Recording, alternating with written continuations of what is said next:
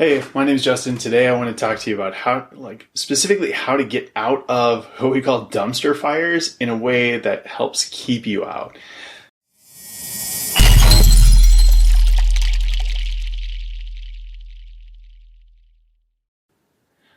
I have a special topic today. This is what I call stopping the noise. I call it that because it just feels like there's so much noise from so many different channels and I get completely overwhelmed. And the things that I've done in the past, most of those are stopgaps, but they don't stop the problem. And today I want to show you why. So I know if you were like me, you'd be going into work tentative, afraid, like knowing that there's that onslaught, especially on Mondays. I think the reason so many people fear Mondays is because the things that happened over the weekend just cascade and fall into Monday. And we walk in, we're all relaxed, we're calm from the weekend, we go in, and then dumpster fire.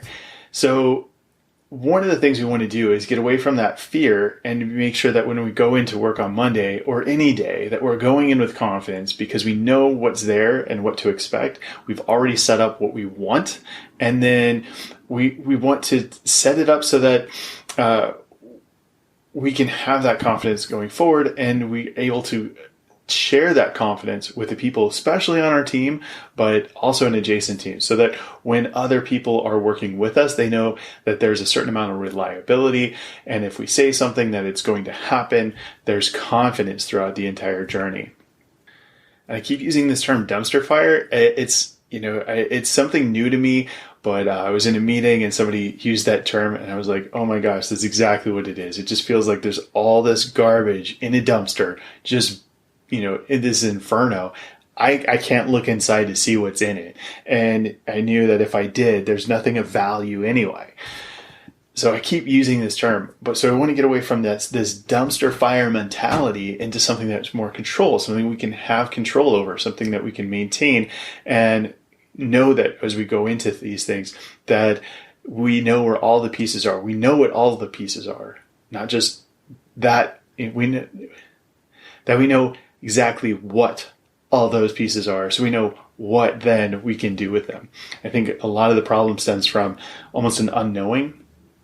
I know it's kind of an American thing that we just don't balance a checkbook. It's something that nobody teaches, and until you get out in the world. And I know I definitely experienced that of, hey, I'll be fine. The bank will tell me when I'm out of money, and the things won't work. And I ran into a bunch of overdraft fees and got burned and realized, wow, I really have trouble with this. And luckily I had an older friend who said, the problem is if you sweep it under the rug, you never know what's there. But if you keep it out in front of you, it's easy to step ahead.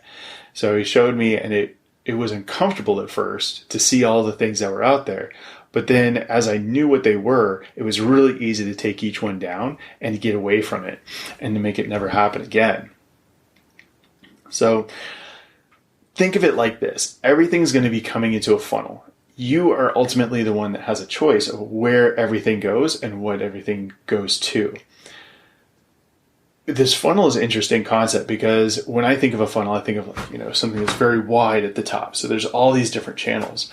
And I think when a lot of people start out, they're looking at a number of different channels: emails, phone calls, text messages. If you're anywhere in marketing, it's going into direct messages on Instagram. I've had weird situations where people send me, an Instagram message, and it's like, hey, we're doing work together. Like, use my work email, but that's just how they roll.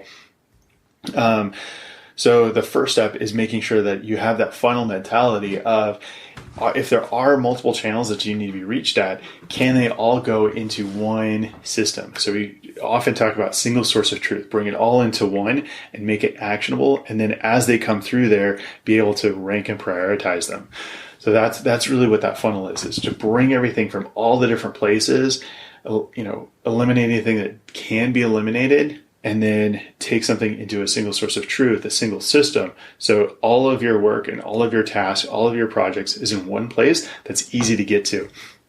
And once everything's in its own place and it's not around your monitor in a bunch of Post-it notes, your life is going to get infinitely easier because you'll be able to see what's there. And then the other side too is you'll be able to, and we'll get into this later, talk about opportunity cost and reply back of these, this is what I have.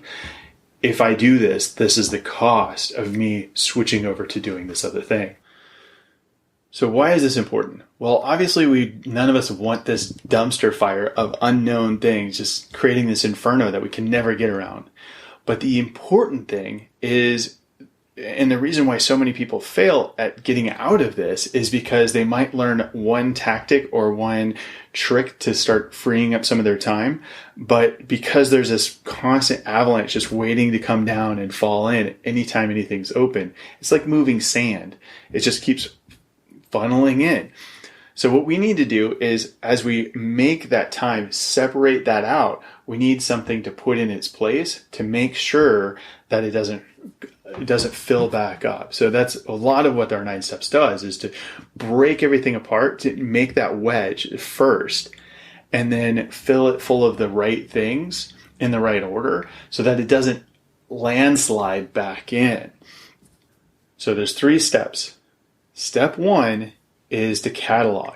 Make sure that you have a decent catalog of everything that's coming in a single system, so you know exactly what to expect, what those big rocks are, and you've moved the things, everything's out from hiding, out from the shadows. It's all visible out of the dumpster fire, spread out, so you can see it and you can deal with it and you can prioritize it.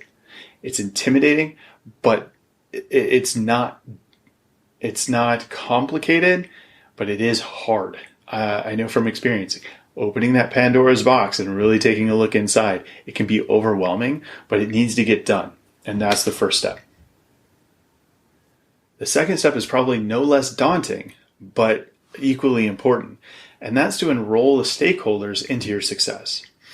This is going out to the different areas, the different people who are requesting these tasks and these projects, maybe even probably your leadership line, to tell them what you're planning to do. That you're planning, you have a lot of things that are out there, you need to get control of it, and you want to accelerate the rate at which you're getting through things and increase your effectiveness. That's something a lot of people can buy in on, especially if you tell them that you want to do higher quality to make sure that their things are right.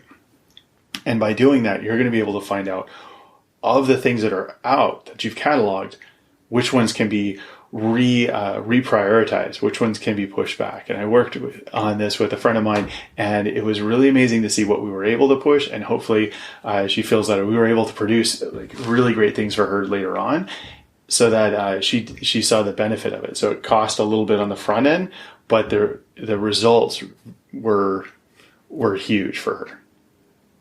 All right, and the third step is to know when to work on the business and when to work in the business. This is a more mindset type of thing, and we'll get into this a little bit later, but to be able to step back and look at all the things going on, decide what to do, and then essentially turn that side of the brain off and go into, I'm just going to just blow through a lot of tasks and set up that time and space so you can go through and be the technician that's performing the actions, knowing that as the CEO mindset, you've set up your day, your week for success to make sure you get through all of those pieces, leaving enough room for all the meetings you need to have and all the variable things. Things will happen throughout the week, and you can't necessarily say, I can't do it. I set up my week on Sunday.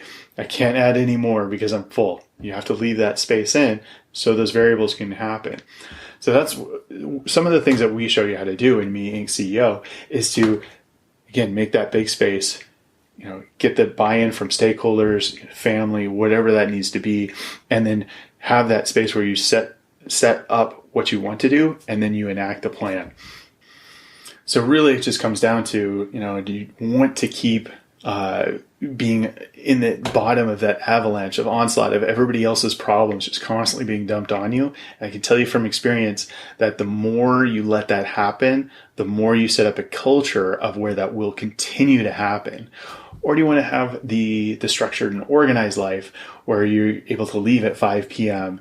and you're able to see your spouse, your family, your friends, go out and do things that are fun and interesting to you?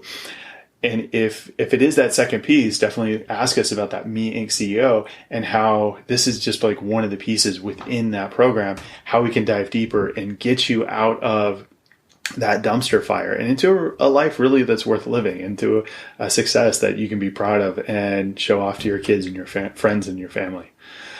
All right, so we'll catch you next week as we drip some of this stuff out, and hopefully that resonated with you. Let us know in the comments what you guys think and what you might like as a future state. What other content would you like us to create? See you then.